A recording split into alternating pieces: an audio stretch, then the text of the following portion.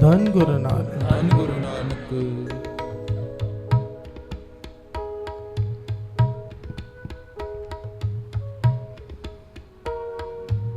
तुद पावे ता बख्श ले, खोटे संग खरे, नानक पावे पार ब्रह्म, पाहन नीर तरे।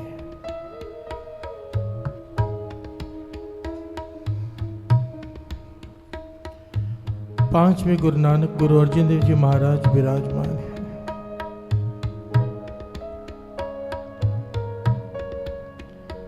एक सिख ने सवाल किया संगत में आके, पातशाह मन में एक शंका है,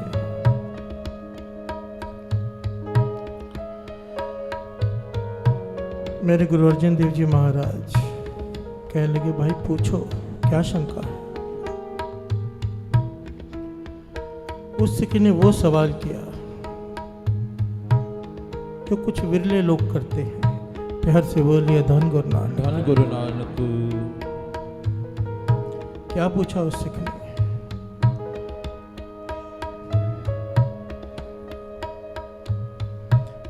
कहता है, पातशाह एक सवाल है मन में कि मैं बानी पढ़ता हूं, मन नहीं जुड़ता। प्यार से बोलिए धन गुरु नानक। धन गुरु नानक। बानी पढ़ता हूं, मन नहीं जुड़ता। मेरे पांचवें गुरु नानक गुरु अर्जन देव जी महाराज ने जवाब दिया, बड़े भाग हैं तेरे, वडभागी है तो। वो हैरान हुआ कि मैं सवाल पूछ रहा हूं कि मैं बानी पढ़ता हूं, मेरा मन नहीं जुड़ता। और पांचवें गुरु नानक कहते हैं, तेरे बड़े भाग हैं। प्यार से बोलिए धन गुरु नानक। धन गुरु नानक। उसने फिर से अपना सवाल दोहराया, पातशाह मैं कह रहा हूं कि मेरा मन नहीं जुड़ता। गुरु अर्जन देव जी महाराज ने फिर से वही जवाब दिया, तेरे बड़े भाग हैं। सिख ने सवाल किया, पातशाह बात समझ में नहीं आई, आप कृपा करके समझाओ। तो गुरु अर्जन देव जी महाराज ने समझाया, कहने लगे, बड़े भाग इसलिए नहीं कि वाणी में तेरा मन नहीं जुड़ता, बड़े भाग इसलिए कि तुझे ज्ञान हो गया कि तेरा वाणी में मन नहीं जुड़ता। प्यार से बोलिए धन गुरु नानक। धन गुरु नानक। धन गुरु नानक। यहाँ पर उम्र बीत जाती है, लोगों के ध्यान ही नहीं जाता कि मन नहीं जुड़ता। नहीं जुड़ता तो कोई बात नहीं। प्यार से बोलिए धन गुरु नानक। धन गुरु नानक। पांचवें गुरु नानक गुरु अर्जन देव जी महाराज फरमाने लगे, कम से कम तुझे अपने बीमारी का पता चल गया, ये बहुत बड़ी बात होती है। जब डॉक्टर के पास जाओ तो पहले चेकअप करता है, बीमारी का पता करता है, फिर दवाई देता है। और अगर बीमारी ही पकड़ में ना आए तो इलाज क्या हो। प्यार से बोलिए धन गुरु नानक। गुरु अर्जन देव जी महाराज फरमाने लगे, ये बहुत ऊंची अवस्था होती है जिसे अपने अवगुणों का पता चल जाए। ये ऊंची अवस्था है, कोई छोटी मोटी बात नहीं, क्योंकि इंसान अपने अवगुणों को मानने को तैयार ही नहीं है। किसी शराबी को शराबी कहकर देखो, मारने के लिए आएगा। प्यार से बोलिए धन गुरु नानक। चोर को चोर कहकर देखो। अपने अवगुण की पहचान हो जाना ये बहुत बड़ी बात है। प्यार से बोलिए धन गुरु नानक। धन गुरु नानक। दास अक्सर ये बात कहता है, बच्चा स्कूल में फेल हो जाए, माता पिता को टेंशन हो जाती है, बच्चे का 1 साल बर्बाद हो गया। दुकान में ग्राहक ना आए एक दिन, टेंशन में आ जाता है इंसान कि पूरे दिन की मेहनत व्यर्थ चली गई। प्यार से बोलिए धन गुरु नानक। कुछ हासिल नहीं हुआ, जन्म बीत गया हमारा सत्संग करते हुए। ध्यान देना साथ, सारा जन्म बीत गया है सत्संग करते हुए, ना कितने चालिए कर लिए, कितने सत्संग सुन लिया। और अगर अभी भी काम वैसा ही है, वासना वैसी ही है, क्रोध वैसा ही है जैसे पहले था, लोभ मोह अहंकार अगर वैसा ही है, तो टेंशन होनी चाहिए। प्यार से बोलिए धन गुरु नानक। टेंशन होनी चाहिए। यहाँ पर एक ग्राहक नहीं आया, टेंशन हो गई कि एक दिन व्यर्थ चला गया, मेहनत, पूरा जन्म व्यर्थ चला जाएगा, पूरा जन्म, इसकी टेंशन नहीं। प्यार से बोलिए धन गुरु नानक, धन गुरु नानक, धन गुरु नानक। धन गुरु नानक।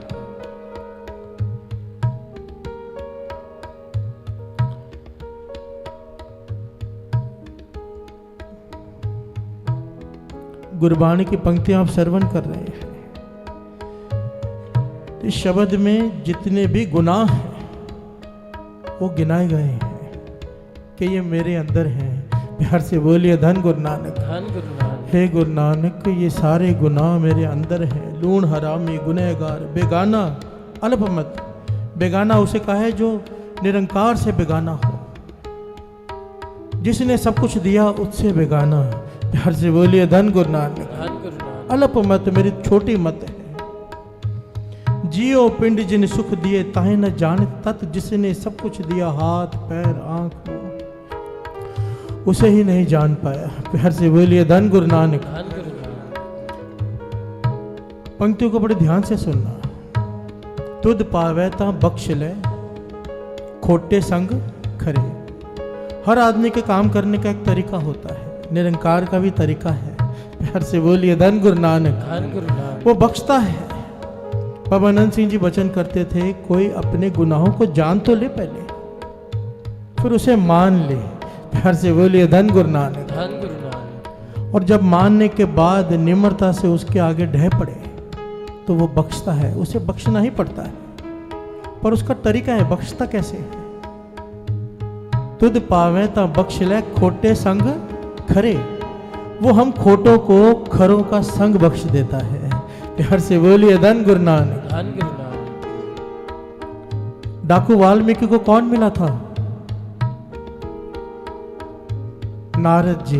प्यार से बोलिए धन गुरु नानक। धन गुरु नानक। उंगली मार को कौन मिला था? इतिहास देखिए, गौतम बुद्ध जी महापुरुष मिले। बेनी भगत जो नदी में आत्महत्या करने जा रहा था, बेनी भगत कैसे बना? जिसकी वाणी श्री गुरु ग्रंथ साहिब जी में दर्ज है, महापुरुषों की संगत। प्यार से बोलिए धन गुरु नानक। धन गुरु नानक। उसके बख्शने का ढंग है, जिसे बख्शना होता है, जिसके गुनाहों को बख्शना होता है, उसे खरों की संगत, महापुरुषों की संगत बख्श देता है। गुरु नानक देव महाराज जी की आगे की साखी। अब मर्दाना गुरु जी के निकट आ गया।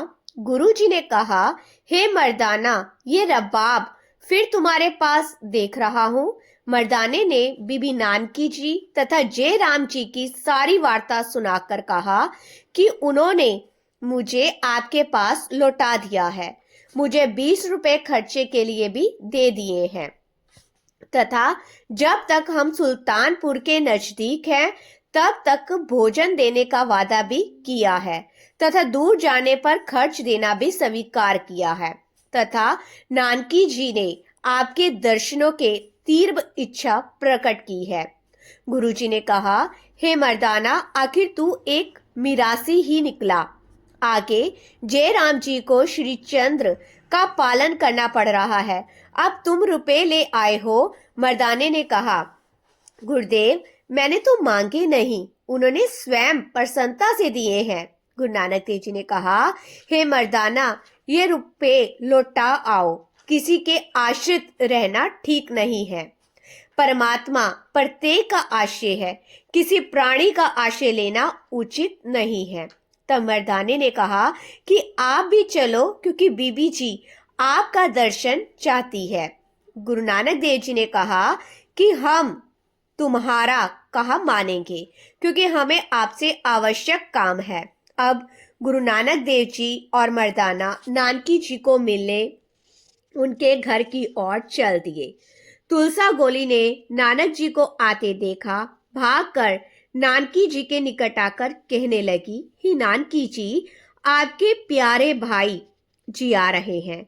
नानकी जी प्रेम के वश में होकर कहने लगी, तुलसा झूठ तो नहीं बोल रही, सच सच कहो। तुलसा ने कहा, बहू जी, मेरी क्या शक्ति है जो आपके समक्ष झूठ बोल सकूं। इतने में श्री गुरु नानक देव जी आ गए।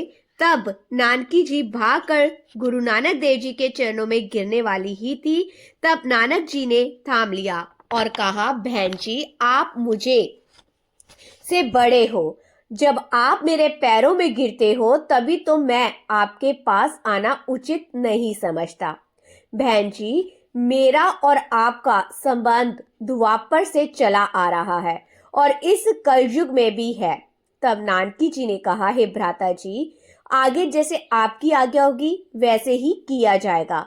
मैं आपको कष्ट देने को तैयार नहीं हूं, परंतु आपने मुझे दर्शन देना होगा। तब गुरु नानक देव जी ने कहा, मर्दाना बहन जी को रुपए लौटा दो और कहा, हे बहन जी आप हमें ईश्वर के आशे ही रहने दो। नानकी जी ने कहा, आप मेरे भाई ही नहीं अपितु मैं तो आपको सर्वज्ञ परमात्मा रूप मानती हूँ। गुरु नानक देव जी ने कहा, बहन जी जब कभी मर्दाना आपके पास आए तो उसका सत्कार करना, और श्री चंद्र को आपने गोदी में ले लिया है, उसका तो पालन पोषण आपके ऊपर ही हो गया है, तथा हम लोग तो चलते भी भले हैं। नानकी जी ने कहा, हे भ्राता जी, यदि आप किसी दूसरे देश में चले गए तो मैं उदास हो जाऊंगी। गुरु नानक देव जी ने कहा, उदास या निराश होने की आवश्यकता नहीं। आप जब कभी स्मरण करोगे तब मैं शीघ्र ही आपके समक्ष आने का विश्वास दिलाता हूँ। अंत में रुपए लौटाकर गुरु नानक देव जी और मर्दाना चल दिए। सुल्तानपुर से चलकर गुरु नानक देव जी मर्दाने को साथ लेकर अहमदाबाद के निकट एक तरखाना बड़ई जिसका नाम भाई लालो था उसके घर में आ गए। 7 दिन पश्चात गुरु नानक देव जी और मर्दाना जी भाई लालो के घर पहुंचे। आगे भाई लालो जो ईश्वर का परम भक्त था, वह लकड़ी का काम कर रहा था। गुरु नानक देव जी को देखते ही सम्मान के लिए उठ खड़ा हुआ। गुरु नानक देव जी ने कहा, हे सज्जन बैठकर काम करो। वह बोला, हे महाराज जी, मैं तो एक मूर्ख हूँ, आप अपना परिचय स्वयं देने की कृपा करो। गुरु नानक देव जी ने कहा, भक्त जी हम लोग तो परदेसी हैं। लालो ने कहा, हे महाराज परदेश तो सारा संसार ही है। मैं तो आपका पूर्ण परिचय चाहता हूँ, क्योंकि भलाई आपके चरण चुमती देख रहा हूँ तथा आप बातों में टाल रहे हो। गुरु नानक देव जी ने कहा, यदि हम टाल रहे हैं तो आप भी तो सब कुछ जानते हुए अनजान बन रहे हो। तब लालो ने कहा कि यदि मेरी बुद्धि ठीक अनुभव करे है तो क्या आप श्री गुरु नानक निरंकारी तो नहीं हो? मैंने सुना है कि श्री गुरु नानक देव प्रकट हो गए हैं, मुझे तो आप वही नजर आ रहे हो। गुरु नानक देव जी ने कहा, जब आप जानते हो तो फिर पूछने की आवश्यकता क्या है? लालो ने कहा कि हमारी तुच्छ बुद्धि है। गुरु नानक देव जी ने कहा कि इस प्रकार जान और पहचान लेने वाला कभी तुच्छ बुद्धि नहीं हो सकता। तब गुरु नानक देव जी ने उसका नाम परिचय पूछा। उससे कहा, मुझे लालो कहते हैं। तब उसके पूछने पर मर्दाने ने पूर्ण परिचय दिया। कहा, हे भाई जी, मैं एक इनका दास मर्दाना नाम मिरासी हूँ और आप निरंकार श्री सतगुरु नानक देव जी हैं। बस फिर क्या? लालो गुरुचरणों पर गिर गया। गुरु नानक देव जी ने उसे प्रेम से गले लगा लिया और कहा, हे लालो, हमारा तुम्हारा एक वचन हुआ था। तब लालो ने कहा, हे महाराज मन की मन में रहने दीजिए। तब गुरु नानक देव जी मंद मुस्कुरा दिए। लालो ने कहा, मुस्कुराने का कारण पूछा। तब गुरु नानक देव जी ने कहा, हे लालो, कोई बात छुपी नहीं रहती। तब लालो रसोई घर में गया तो मर्दाने ने हंसने का कारण जानना चाहा और कहा कि हे महाराज, भाई लालो कोई महापुरुष मालूम होता है। तब गुरु नानक देव जी ने कहा, हे मर्दाना, आप और यह लालो पहले भी हमारे साथ इकट्ठे रहे थे।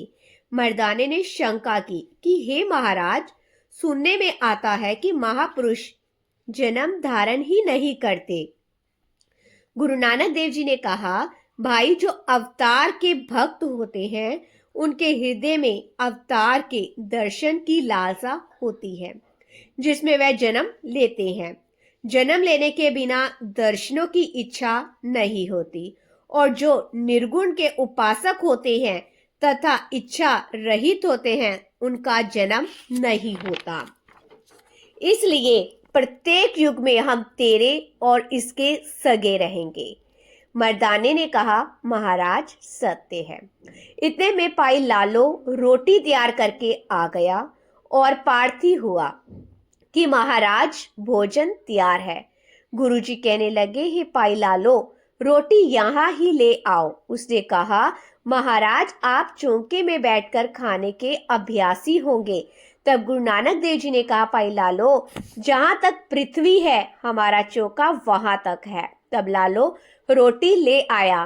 रोटी देखकर गुरु नानक देव जी ने कहा, हे मर्दाना यह कोदरे की रोटी और शांक है। मर्दाने ने देखकर मन में कुछ गलानी की। तब गुरु नानक देव जी की आज्ञा से थोड़ा रोटी का टुकड़ा उसने अपने मुख में डाला। उस रोटी का स्वाद मर्दाना को अमृत जैसा ही लगा। गुरु नानक देव जी ने कहा, कहो मर्दाना ये रोटी कैसी है? लालो ने कहा, महाराज आप रोटी की ओर ना देखो, मेरे मन की श्रद्धा को देखो। गुरु नानक देव जी ने कहा, हे लालो क्या अमृत से रोटी तैयार की गई है?